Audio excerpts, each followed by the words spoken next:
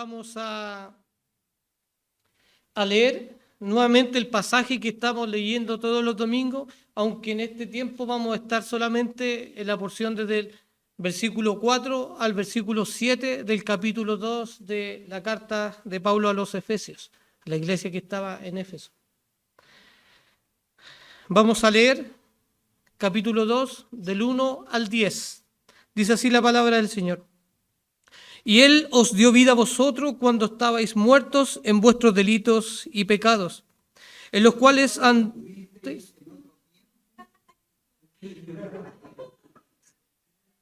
No se preocupe, hermano, no se preocupe. De ahí lo vamos a leer juntos, no se preocupe. Nos vamos a sentar y vamos a leer.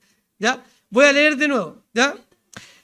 Y Él os dio vida a vosotros cuando estabais muertos en vuestros delitos y pecados, en los cuales anduvisteis en otro tiempo siguiendo la corriente de este mundo, conforme al príncipe de la potestad del aire, el espíritu que ahora opera en los hijos de desobediencia, en los cuales también todos nosotros vivimos en otro tiempo en los deseos de nuestra carne, haciendo la voluntad de la carne y de los pensamientos, y éramos por naturaleza hijos de ira, lo mismo que los demás.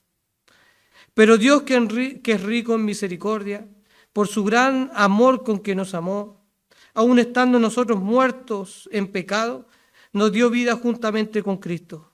Por gracia sois salvos. Y juntamente con Él nos resucitó, y asimismo nos hizo sentar en los lugares celestiales con Cristo Jesús, para mostrar en los siglos venideros las abundantes riquezas de su gracia en su bondad para con nosotros en Cristo Jesús. Porque por gracia sois salvos por medio de la fe, y esto no de vosotros, pues es don de Dios, no por obras, para que nadie se gloríe, porque somos hechura suya, creados en Cristo Jesús para buenas obras, las cuales Dios preparó de antemano para que anduviésemos en ellas. Les voy a invitar a orar, hermano. Amado Dios, queremos agradecer, Señor, por esa salvación tan grande de la cual gozamos por gracia, Padre. Señor, en este día reunidos un grupo de tus hijos frente a su palabra, Señor, a su bendita palabra, aquella que tiene el poder de transformar a cualquier persona, aun cual vil sea. Señor, queremos rogar que usted pueda tener atentos nuestros oídos y nuestro corazón para recibir su palabra, para que ella obre en nuestro interior y eso se vea reflejado después, Señor, en nuestros actos, en nuestro vivir diario. Rogamos, Señor, que su Santo Espíritu nos guíe en este tiempo para poder ser edificados por medio de su palabra. En el nombre de nuestro Señor Jesucristo oramos. Amén. El título del sermón del día de hoy es Un pero que nos debe asombrar. Un pero que nos debe asombrar. Como antes dije, vamos a estar viendo del versículo 4 al versículo 7 de esta carta y vamos a ver 3 puntos. Siempre 3 puntos, ¿sí? 3 puntos vamos a ver. Número 1, la causa de la salvación por gracia, versículo 4. ¿Por qué causa es que Dios nos salvó? Lo vamos a ver. Número 2, lo que tenemos por causa de nuestra unión con Cristo, versículos 5 y 6. Y número 3, el propósito central de la gracia, versículo 7.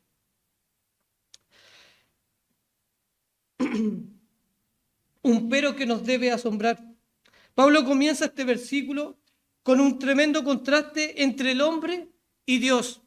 Y es interesante porque ese pero nosotros no siempre lo usamos de la manera que lo está usando Pablo, ¿no? Porque, por ejemplo, uno le podría preguntar a alguien, oye, ¿cómo te fue? No, súper bien, hice esto, y de repente viene el pero, ¿no? Pero, y ya sabemos lo que viene después, ¿no? Después del pero viene una mala noticia, ¿no?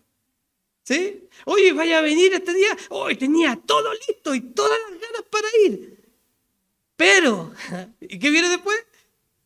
La mala noticia, ¿no es cierto? Sin embargo, acá es distinto, acá es diferente. Dios se ha encargado, por medio de Pablo, primero de darnos la mala noticia. Esta es nuestra realidad. Hay una realidad universal. Todos están bajo pecado. Todos están destituidos de la gloria de Dios. Todos. Pero Dios hizo algo. Qué tremendo, ¿no? Qué tremendo. Qué tremendo contraste entre Dios y nosotros. Anteriormente ha explicado y ha detallado la condición de todo ser humano y sus actos que evidencian en estricto rigor lo que somos, ¿no? Nuestros delitos y pecados simplemente evidencian lo que somos. Nuestras malas obras, nuestras malas conductas, nuestros pensamientos pecaminosos y obras pecaminosas solamente evidencian lo que somos. Recuerden, no es que somos pecadores porque pecamos. Pecamos porque somos pecadores. Nuestras obras de pecado han evidenciado lo que hay en nuestro corazón. Simplemente. Pablo, del versículo 1 al versículo 10, está tocando el tema de el hermoso regalo que hemos recibido por la gracia de Dios. Hermano, es un regalo de Dios la gracia. Y esa gracia también es un regalo de Dios para mí y mi esposa. Qué hermosa es la gracia de Dios, ¿no? Hermano, ¿qué causa en usted saber que por gracia usted fue salvado? ¿Le asombra? ¿Le conmueve? ¿Qué causa en usted?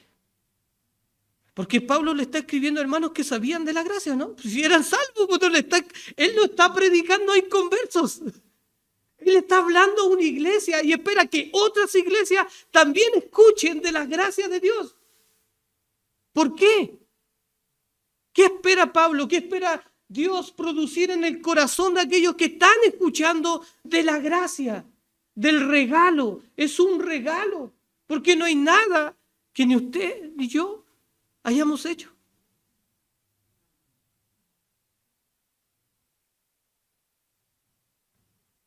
Y comenzó el versículo 1 a enfatizar la obra de Dios en favor nuestro, ¿no? Versículo 1, y Él, ¿quién? Dios. Versículo 4, pero Dios. ¿Es Dios o no? Es Dios quien toma la iniciativa, no es el hombre. No es el hombre que quiere ir a Dios, no es el hombre que quiere arrepentirse, no es el hombre que quiere abandonar su pecado. Es más, el hombre por condición natural es totalmente contrario, ¿no? La Escritura dice que nadie busca a Dios. He aquí la luz vino al mundo, pero los hombres no quieren esa luz porque aman más su pecado, ¿no?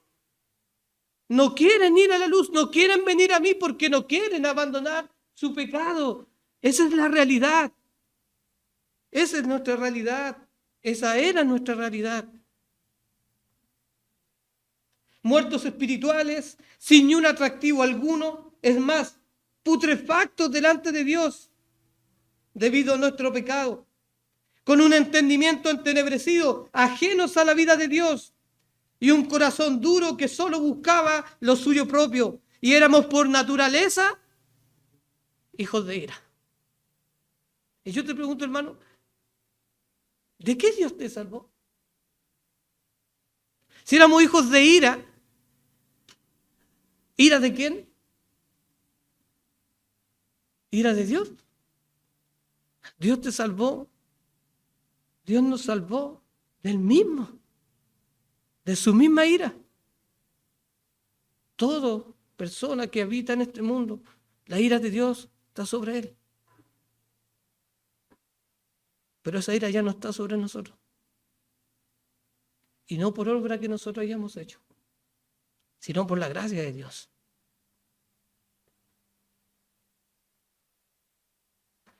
Salmo 7:11 dice, Dios es juez justo, Él es justo.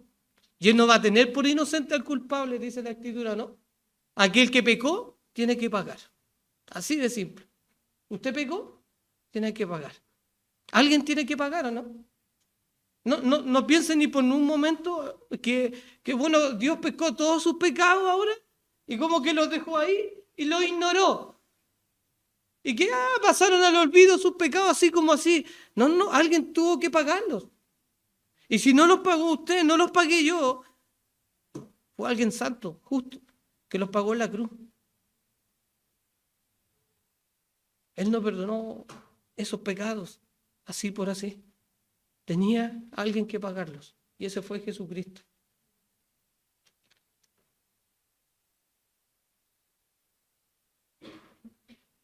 Ahora, ¿qué motivó a Dios para salvarnos? ¿Qué motiva a Dios para venir y hacernos bien? ¿Qué motiva a Dios para que cada día Él haga salir su sol? ¿Qué motiva a Dios? ¿Lo bueno que somos? ¿Lo ingenioso e inteligente que podemos llegar a ser? ¿Lo hermoso? De algunos. ¿Qué mueve a Dios? ¿Qué motiva a Dios? Número 1, la causa de la salvación por gracia. Versículo 4. Pero Dios, que es rico en misericordia, por su gran amor, con que nos amó.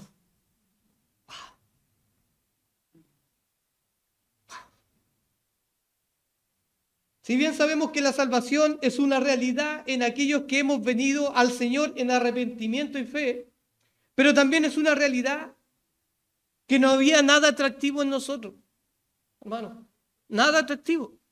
No piense ni por un momento que Dios tenía que inclinarse hacia usted o su parecer, el parecer de Dios a usted o a mí. Eso no es así. Él es Dios. Hermano, en este tiempo vemos tantos evangelios centrados en el hombre que han destronado a Dios y han puesto al hombre en ese trono, haciendo ver que prácticamente casi Dios necesita al hombre para poder ser Dios. Pero eso no es así. Si nosotros no existiéramos, Dios sigue siendo Dios. Y Él sigue siendo exactamente quién es. Exactamente, ni una variación, ni un cambio, nada. Él sigue siendo quién es. Nosotros somos los necesitados, no Él. No Él. Sin embargo, hay 4 términos que describe Dios por medio de Pablo en este pasaje, y precisamente describen atributos de Dios. De hecho, si usted lee del versículo 1 al versículo 10, va a encontrar misericordia, va a encontrar amor, va a encontrar gracia, y en el versículo 7 va a encontrar al final bondad, que describen lo que inclina realmente a Dios a querer venir a salvarnos, a querer venir a hacernos bien. Pero eso es algo que parte de Él y comienza en Él. En la Biblia de las Américas, este versículo se traduce de la siguiente manera. Pero Dios, que es rico en misericordia, por causa del gran amor, la causa de que Dios se haya acercado y decidido rescatarnos de nuestra condición pecaminosa, la causa es su gran amor. Es simplemente su gran amor. Simplemente decidió amarnos. La palabra ahí es ágape. O sea, sí, es ágape. No es fileo. No es que Dios nos estimó. Dios decidió, sin condiciones, amarnos. Aun cuando sabía que nosotros no había nada bueno en nosotros. Dios decide amarnos, dándonos a entender que lo que motivó a Dios para querer darnos esta vida tan hermosa que podemos vivir en Él, pues simplemente su amor inmerecido. Por eso es ágape, es inmerecido. No merecemos ese amor, pero Dios decide amarnos. Él decidió amarnos. Hermano, y ese amor que Dios nos da y con el cual Él nos trata y nos ama, es un amor eterno, es un amor perfecto, es un amor que no varía, no es un amor que dependiendo de lo que nosotros hagamos, es como Dios me va a amar. Hermano, si yo mañana peco, que es lo más probable que peque, Dios me sigue amando de la misma manera, con la misma intensidad, con la misma fuerza. Y nosotros no somos así. No somos así. Pero Dios es distinto. Nosotros amamos cuando nos conviene. Nosotros amamos cuando las cosas están bien. Nosotros amamos cuando las personas están actuando de acuerdo a lo que yo estoy pensando, ¿no? Ahí amamos y amamos fraternamente. De nuevo el pero. Pero Dios no es así. Dios no es así. Dios nos ama. Nos ama no importando lo que nosotros somos. Aunque sí le importa lo que hagamos. No fue nuestro talento, no fue nuestra hermosura física o de apariencia, o nuestra inteligencia, o cualquier otra cosa que naturalmente usted pueda tener, o cualquier otro atributo que usted pueda apreciar de sí mismo, que inclinó el corazón de Dios para amarlo. No fue eso. Todo cuanto podía un hombre llegar a ser por sí mismo carece de valor alguno delante de Dios y delante de su grandeza. Hermano, todo lo que nosotros, lo más inteligente y novedoso y espectacular que nosotros podamos llegar a hacer por nosotros mismos, carece de valor alguno delante de Dios. No piense que es espectacular usted. Oh, que yo soy genio. A veces el Mateo dice, oh, qué genial. No somos geniales. No somos geniales. Somos simples pecadores, necesitados de ese amor. Cada día. Cada día. Fue en Dios quien decidió querer hacer bien a criaturas rebeldes y pecadoras. Dios decidió amarnos simplemente porque Él lo quiso así. Como dice el versículo 5 de Efesios 1,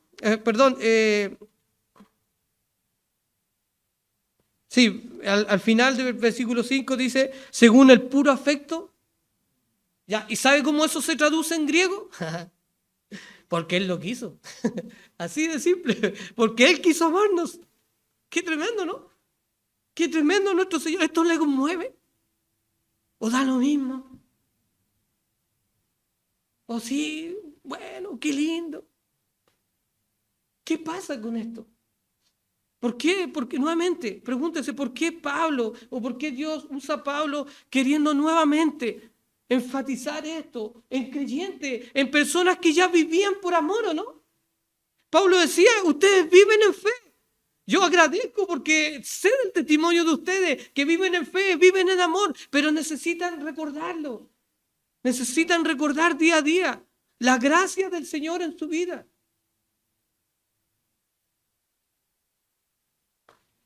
Bueno, y alguien una vez me dijo también, bueno, pero ¿cómo? ¿Acaso Dios no ama a todo el mundo por igual?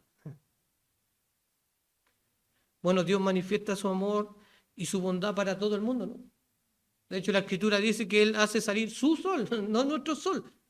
No está obligado, pero Él hace salir su sol para malos y buenos, ¿no? Así es. Dios demuestra su bondad para con toda la humanidad. Sí, pero Él tiene un amor especial, ¿o no? Un amor especial, somos su especial tesoro. Somos nosotros, somos su iglesia, somos sus hijos. A nosotros no nos trata y no nos va a tratar como va a tratar al mundo. Ya no somos depositarios de la ira de Dios, sino simplemente de su amor. Y eso es tremendo. ¿Por qué Pablo quiere que ellos entiendan? Quiere que sean estremecidos nuevamente con esta realidad, con esta verdad. Dios manifiesta su bondad y misericordia, como dije, para todos, pero solamente con algunos. Él lo ama de una manera distinta. Alguien dijo una vez, bueno, mi esposa no estaría contenta si yo le dijera, no, yo amo a todas las mujeres del mundo de la misma manera que la ama usted, ¿o no? No, el amor que tengo con ella es distinto, es especial, es para ella nada más. Asimismo Dios ama a su esposa, a su iglesia, de una manera distinta. Cristo no se entregó para que todos pudieran disfrutar de esa relación o no. Aunque todos potencialmente pueden hacerlo, si se arrepiente. Pero si no se arrepiente, no disfruta de ese amor. Solo su iglesia. Solo su iglesia.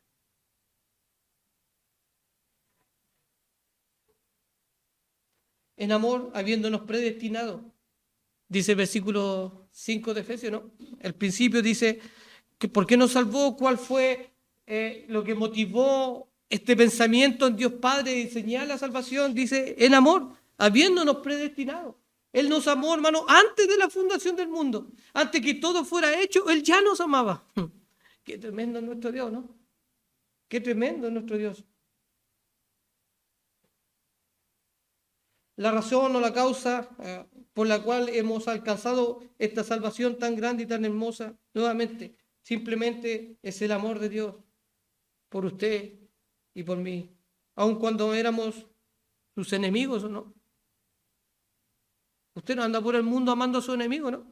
Queriendo hacer bien al enemigo. Dios sí. Dios anda buscando a sus enemigos para transformarlos, para cambiarlos. En 1 de Juan 4:10 dice lo siguiente.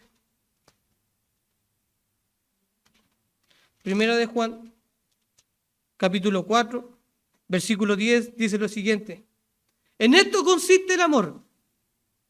¿En qué consiste el amor? Bueno, se lo voy a explicar. ¿En qué consiste el amor? Dice Juan. No que nosotros hayamos amado a Dios. No. En eso no consiste el amor. Porque nosotros no amamos a Dios. Nosotros somos rebeldes a Dios por naturaleza. Nosotros queremos alejarnos de Dios. Nosotros queremos huir de Dios. Así que en eso no consiste el amor. El amor consiste en lo siguiente. Sino que Él nos amó a nosotros. ¿De quién partió el amor? Fue de Dios. No de nosotros. Fue de Dios. Y ahora, Dios es como nosotros que decimos, no, si yo te amo. Y nos quedamos en las palabras muchas veces. No. ¿Dios dijo que te amaba? Sí. ¿Dios dijo que me ama? Sí. ¿Cómo lo mostró? Dice el pasaje. Y envió a su Hijo en propiciación por nuestros pecados. La evidencia de su gran amor, la evidencia de este gran amor con el cual Él nos ha amado, es su Hijo en la cruz. Es lo más precioso y más preciado que Él tenía a su lado, a su Hijo, a nuestro Señor Jesucristo, clavado en la cruz. Es la evidencia de que Él nos ama, ¿o no? Y que nos ama de verdad.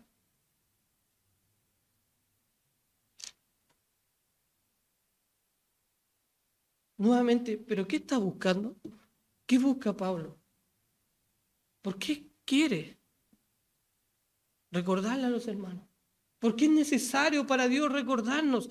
Y recordarle a otra iglesia. Recuerde que esta era una carta que no solamente se iba a leer en la iglesia de Éfeso, sino en otras iglesias. Y que otras iglesias recordaran y vuelvan a pasar por su corazón. Eso es recordar. Volver a pasar por el corazón la obra salvífica de Dios en nuestra vida.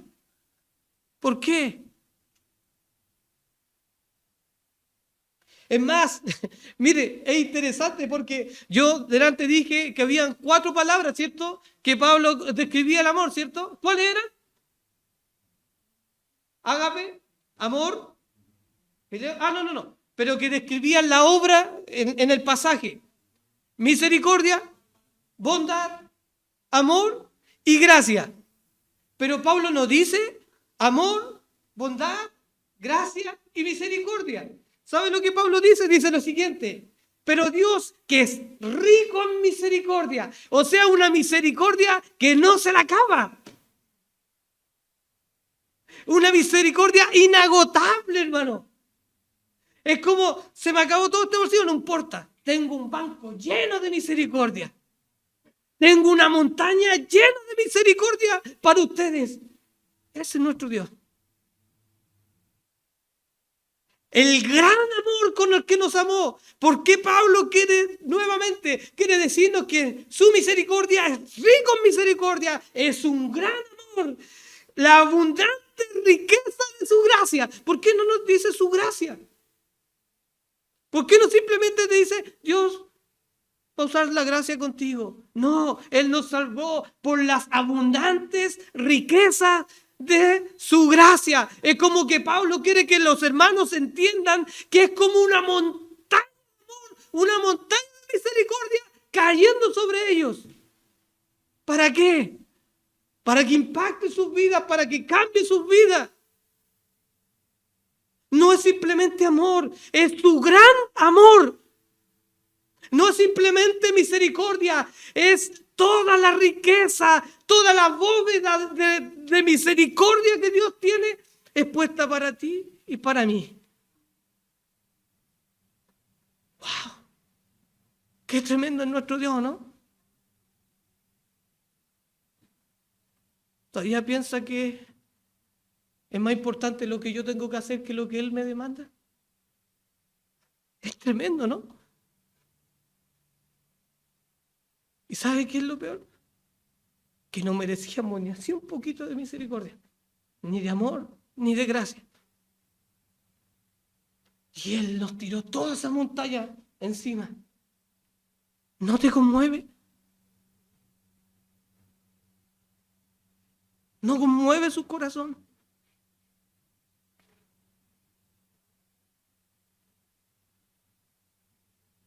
Pablo quería que ellos entendieran lo asombroso que es nuestro Dios.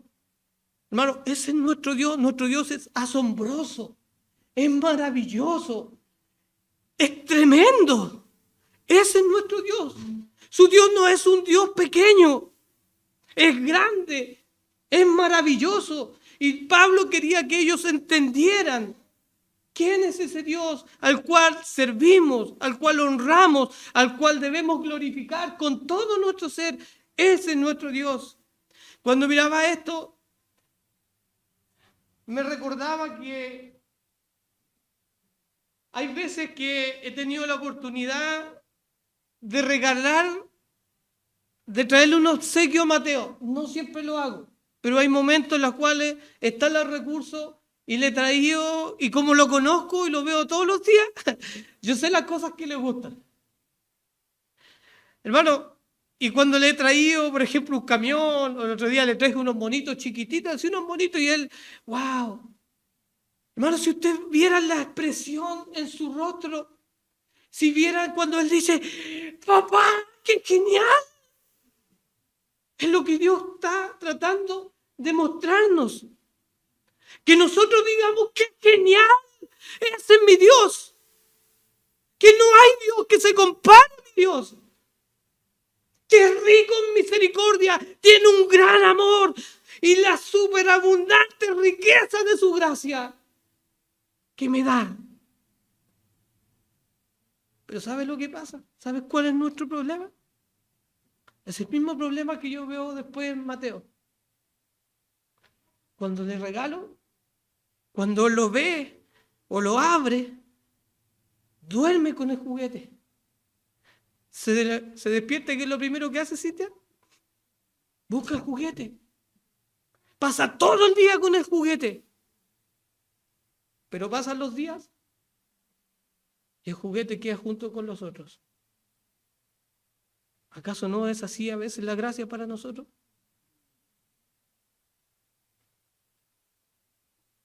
¿O no?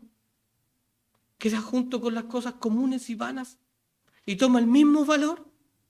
Toma el mismo valor que tienen las cosas de este mundo, ¿no? Por eso es que Pablo está empeñado en decirnos, este es nuestro Dios. No hay nada que se compare a nuestro Dios. ¿Por qué quieres igualarlo con cosas vanas y terrenales de este mundo? ¿Por qué? No hay cosa más excelsa que nuestro Dios. No hay. No lo hay. Punto número 2. Lo que tenemos por la gracia o por la unión con nuestro Señor Jesucristo. Hemos sido unidos vitalmente a Cristo. Hermano, y hemos tenido cosas que, nuevamente, no las merecemos. No las merecemos. Pero Pablo quiere que la entendamos, que esta es nuestra realidad. Que si tú estás pensando en tener una empresa gigante, está bien, tenla. No creo que Dios esté oponiéndose a algo así. Pero que Dios siga siendo lo primero. Dios quiere ser lo primero en tu vida. No quiere ser lo segundo, no quiere ser la opción. Quiere ser lo primero. Versículos 5 y 6 dice: aún estando nosotros muertos en pecados, nos dio vida juntamente con Cristo, por gracia sois salvos. Y juntamente con Él, ¿con quién? Con Cristo, nos resucitó. Y asimismo nos hizo sentar en los lugares celestiales. ¿Con quién? Con Cristo. Es tremendo como Pablo formula estos versículos y formula el pasaje y formula la enseñanza que quiere transmitirle a los hermanos. Es como si él estuviera diciendo que lo que le pasó a Cristo, te pasó a ti y me pasó a mí. Así. Cristo fue resucitado. Amén, ¿no es cierto? Bueno, nosotros también vamos a ser resucitados. Sí o sí. Al menos que Cristo venga mañana, ¿no? Ahí vamos a ser arrebatados. Pero si nosotros partimos de este mundo, nosotros vamos a ser resucitados.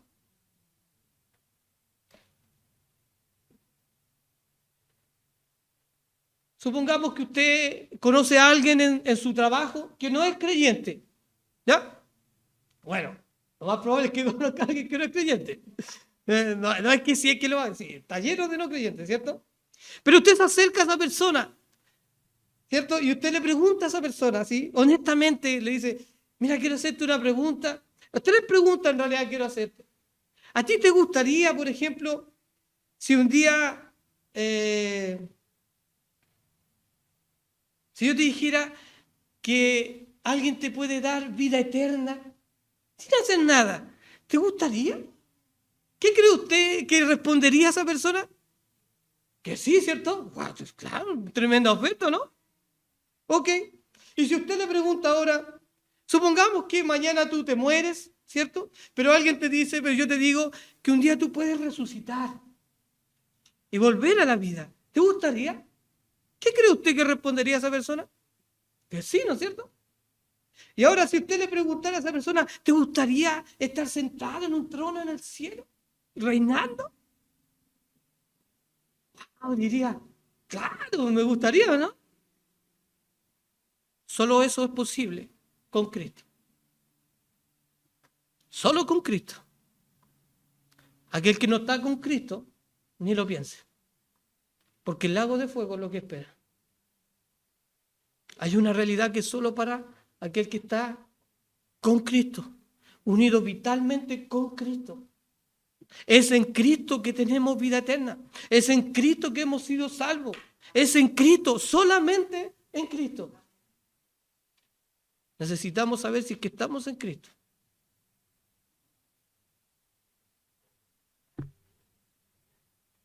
Es como si Pablo le esté diciendo nuevamente que la unión vital que tenemos en Cristo es tal que todo cuanto le pasó a Cristo, a nosotros también nos va a pasar. Hermano, es tal la unión que el creyente tiene con Cristo, es tal que cuando el Padre nos mira a nosotros, ¿a quién ve? Ya no me ve a mí. ¿A quién ve? A Cristo. Ve a Cristo en mí. Eso es lo que pasó cuando pasamos de muerte a vida, cuando Dios nos resucitó, nos dio una nueva vida. Y esa vida es en Cristo, para vivirla con Cristo y para Cristo. No es para nosotros, no es nuestra. La unión que tenemos con Cristo es tal que es inseparable. Nada nos puede separar de Él, como dice Romanos 8:39. Ni lo alto, ni lo profundo, ni ninguna otra cosa creada cuando nunca nos podrá separar del amor de Dios que es en Cristo. Nada nos puede separar de Cristo. Estamos unidos eternamente y vitalmente a Cristo por su gracia y por su misericordia. Así. Está la unión que tenemos con Cristo, que el mismo Señor Jesucristo le dijo a sus discípulos en Lucas 10:16, el que a vosotros oye, ¿a quién oye? A Cristo.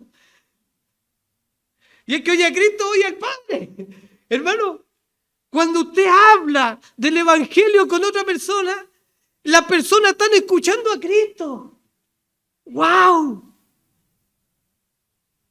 ¡Qué genial! ¿No le conmueve? Eso debiera movernos, ¿o no? A hablar de Cristo porque es lo que Dios nos demandó, ¿no? Lo que nos decía y aportaba nuestra hermana Damaris. Hay una necesidad en el mundo entero y somos nosotros quienes transmitimos a Cristo a los demás. No va a ser algo mágico que Dios va a bajar y decir, ya, lo puede hacer. Él lo quiere usar a nosotros y es un privilegio. Es un privilegio. Es más, está la unión que tenemos con Cristo, que cuando Jesucristo hablaba con sus discípulos, que Él se iba a ir a preparar lugar, ¿cierto? Y Él dice en Juan 14:3, dice, y si me fuere y os prepararé lugar, vendré otra vez, dice, y os tomaré a mí mismo, dice. Pero le está hablando a ellos. O sea que cuando venga el Señor y me tome a mí, te va a tomar a sí mismo. Eso es lo que está diciendo. Está en la unión que el creyente tiene con Cristo. Que cuando hablamos de ese cristiano, es un Cristo chico. Eso es lo que veían la gente de la primera iglesia, ¿no? De esta iglesia en Jerusalén, ¿no? Capítulo 11 de Hechos. Por primera vez se les llamó cristianos. ¿Por qué? Porque evidenciaban a Cristo, ¿no? Manifestaban a Cristo en sus acciones, en su actuar, en su amor, en su cuidado los unos por los otros.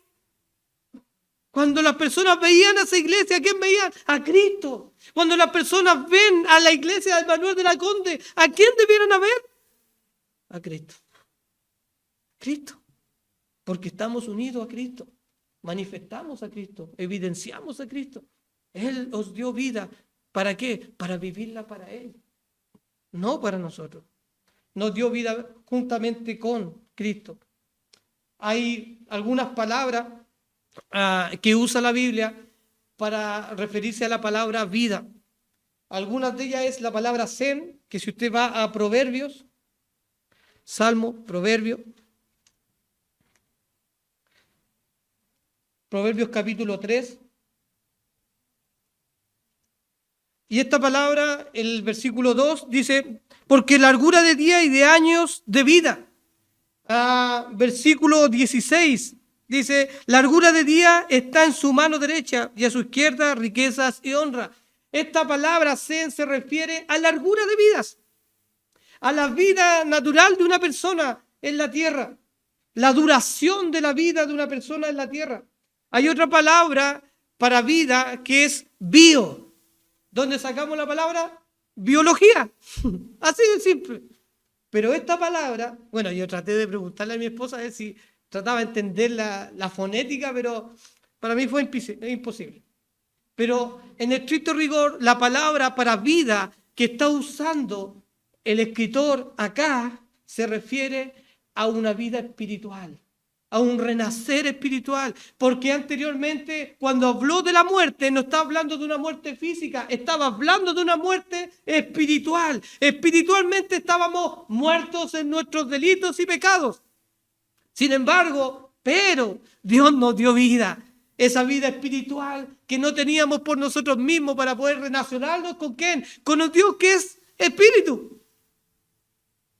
Fue Dios, por su gran amor, que nos dio esta vida espiritual. Y esta vida espiritual es para siempre. Es eterna. No es como aquellos que dicen, no, cuando usted peca, cae en pecado, si usted se aparta, pierde su salvación. Mentira. Y un día hablaba con una persona que a él le habían enseñado eso. Entonces yo le decía, mira, solamente razona un poco. Solamente por razonamiento. No voy a usar la escritura, solo razona. Dios te dio vida, me decía, eterna. ¿Qué significa eterno? Para siempre. Bueno, si Dios no te hubiese dado vida para siempre, te diría, te dio vida hasta que pequé, ¿no? Hasta que te aparte y te quito la vida. Pero eso no dice la escritura. La escritura dice que la vida es eterna. Porque no dependió de nuestras obras. Dependió de la obra perfecta de Dios. De Dios. Justamente con Él nos resucitó, ¿no? Debido a nuestra unión vital con Cristo, Dios ve la obra realizada ya. De hecho, cuando nosotros vemos en Romanos, dice que a los que antes escogió, ¿cierto? Esto también justificó, y a los que justificó, esto también predestinó, y a los que predestinó, esto glorificó, dice al final. Pero ¿cómo? ¿Glorificado? Bueno, Dios ya me ve glorificado. Hermanos, ya los ve resucitados. Ya Dios nos ve en la eternidad. Pero mientras estamos en este mundo, mientras estamos en este pasar, Dios nos quiere ir perfeccionando cada día por medio de su palabra, por medio de las pruebas, por medio de las circunstancias que vamos pasando, con el fin de poner el carácter de quién, de la única persona que Dios dijo, de él me complazco. ¿De quién? De Cristo. Por eso estamos unidos a Cristo, vitalmente a Cristo. En Primera de Tesalonicenses, un texto súper conocido, que habla justamente de lo que es la resurrección. Del versículo 13 del capítulo 4 de Primera de Tesalonicenses, Pablo quiere hablar acerca del tema de la resurrección y de la venida del Señor Jesús. ¿Por qué? Porque habían hermanos que ellos dijeron, bueno, Cristo se fue, ¿cierto? Pero Él va a volver. Pero ellos esperaban que la venida de nuestro Señor Jesucristo fuera en 5 años más, en 10 años más. Entonces personas empezaron a morir dentro de la iglesia y algunas personas dentro de la iglesia estaban con tristeza en su corazón porque decían, ¿y si Cristo viene, qué va a pasar con ellos que murieron? Versículo 13 dice, tampoco queremos, hermanos, que ignoréis acerca de los que duermen. No quiero que ignoren esta realidad, que los que murieron, que los que duermen. ¿Por qué? Para que no entristezcáis como los otros que no tienen esperanza. Hay personas en esta tierra que no tienen esperanza de ver a las personas que partieron. No tienen esa esperanza. Pero los creyentes sí tenemos una esperanza de que vamos a ver a aquellos que partieron, pero en Cristo. No todas las personas. Solo los que partieron en Cristo hay esperanza porque un día los vamos a volver a ver. ¿O no, hermano Mauricio? Amén. Amén. Porque si creemos que Jesús murió y resucitó, así también traerá Dios ¿con quién? Con Cristo. Dios no lo va a traer porque le plació, porque ese era más maravilloso, esa persona era mejor, era más piadoso. No. Es con Cristo. Es en la unión con Cristo que vamos a ser resucitados los que estén muertos cuando venga el Señor. Espero no estarlo, espero que Cristo venga antes. Con los que durmieron en Él. Por lo cual decimos esto en palabra del Señor, que nosotros los que vivimos, que habemos quedado hasta la venida del Señor, no precederemos a los que durmieron. ¿Por qué?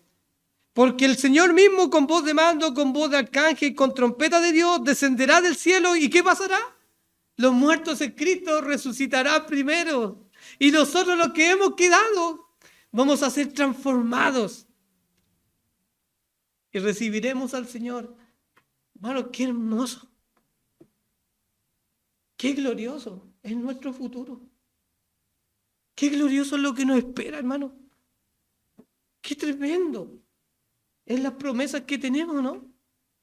Por eso es que Pablo oraba y oraba por los hermanos, que Dios les diera el espíritu de entendimiento, que pudieran entender cuál era ese poder que levantó al Señor y que actúa en la iglesia, que pudieran comprender esta cosa. que pudieran guardarla en su corazón para vivirla, para vivir conforme a lo que somos. Porque somos hechura suya, ¿no? Creados en Cristo Jesús. No para hacer lo que nosotros queremos, sino para hacer lo que Él ha determinado.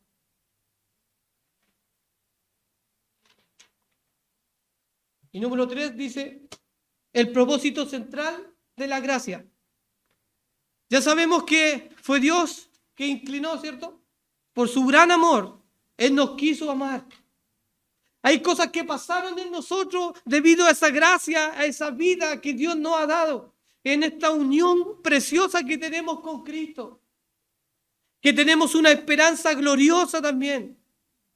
Ahora, ¿por qué Dios hizo todo esto? ¿Por qué Dios decidió amarlo? ¿Por qué Dios hizo todo esto?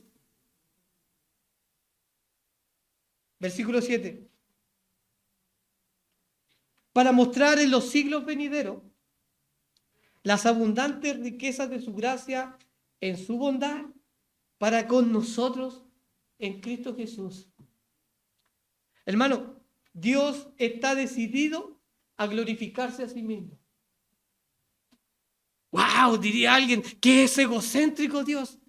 Bueno, si Dios no toma la iniciativa, ni uno de nosotros querríamos glorificar a Dios. Es así de simple. Aunque sabemos que debemos vivir para la gloria, vivió todos los días de esta semana, por ejemplo, para la gloria de Dios. Todas sus decisiones fueron para la gloria de Dios. Todos sus actos fueron para la gloria de Dios. No, estoy seguro que no. La única manera de que todos nuestros actos, pensamientos y decisiones fueron para la gloria de Dios, ¿sabe cuál era? Es que el Espíritu Santo obrara en nosotros, ¿no? Solo así, Dios es glorificado. Dios está decidido a glorificarse a sí mismo, usando criaturas imperfectas, como usted y como yo. Qué tremendo Dios, ¿no? Qué tremendo es nuestro Dios. Dios quiere hacer un despliegue de su gracia en nosotros. ¿Con qué fin? Efesios 1:6. Para alabanza de la gloria de su gracia. Para que al fin de todo, al fin de todas las cuentas que podamos sacar, el único que sea glorificado sea Dios. No nosotros. Porque la gracia es un regalo, ¿no? La salvación es un regalo. La vida que tenemos en Cristo es un regalo.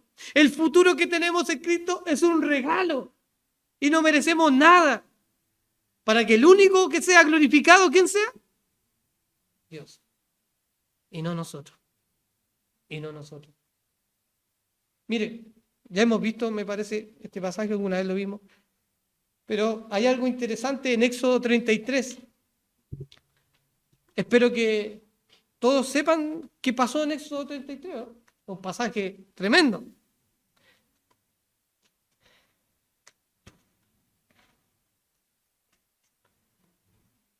Anteriormente, ¿cierto? Los israelitas hicieron un becerro de oro y adoraron y se desviaron, ¿cierto? Y Dios le dice a Moisés que iba a sacar fuera del campamento a su tabernáculo. Y Moisés empieza a hablar con Dios, ¿cierto? Y está hablando con él. Y en medio de la conversación que tienen, como que Moisés le sale con una pregunta, o sea, o con una petición, así como que es de otra película. ¿Ah? Como que se salió del libreto. Y en el versículo 18, Moisés le dice al Señor, y entonces dijo, te ruego que me muestres tu gloria. ¡Wow! Y quizás uno podría decir, bueno, Dios hizo algo, ¿cierto? Hizo pasar, se vio algo. Quizás Dios podría haberle mostrado el cielo. Quizás Dios podría haberse mostrado una figura tremenda. Quizás podría haberse mostrado, no sé, como un trono iluminado. No sé.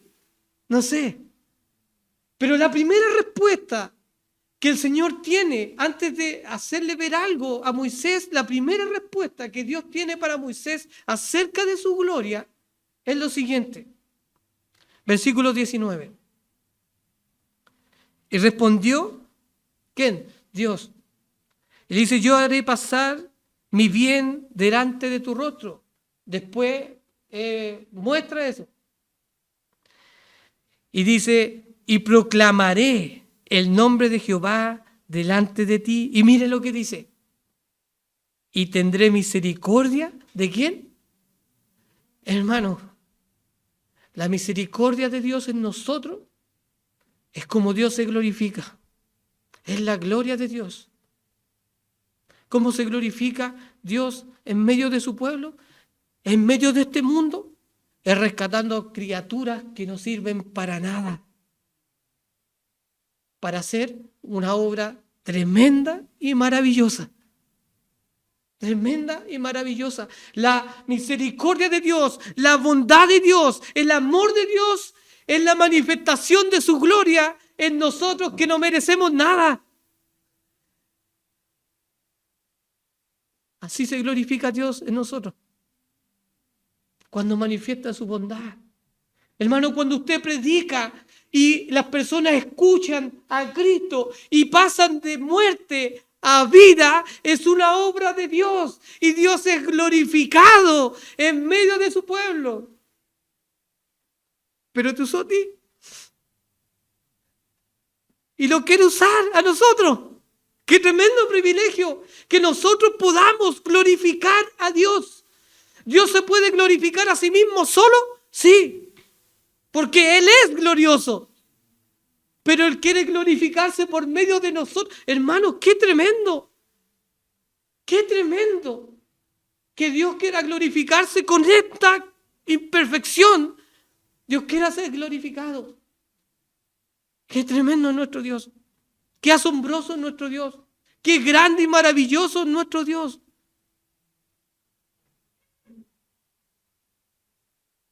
Dios quiere exhibir en nosotros a su Hijo con el fin de que los demás puedan admirar su bondad en nosotros.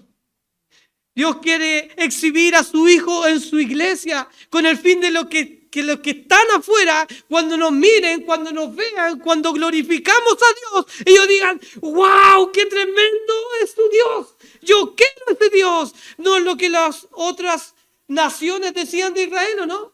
¡Qué tremendo, grande y temible es Jehová! Él es el hacedor de maravillas. No hay Dios como Jehová. Es lo que Dios espera que los demás puedan ver en la iglesia. ¿Para qué? Para que Él sea glorificado y diga, yo quiero ese Dios.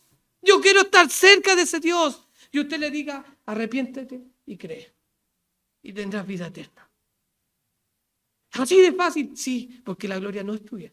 La gloria es de Dios. La gloria es de Dios. Dios se quiere ver glorificado en medio de nuestro hermano. No hay Dios como nuestro Dios. No hay nadie, no hay otro Dios que pueda hacer la obra que hace nuestro Dios. No hay, no lo hay. ¿Sabe qué? Si Dios no hubiese decidido salvar a nadie, a ni uno de nosotros, Él seguiría siendo glorioso.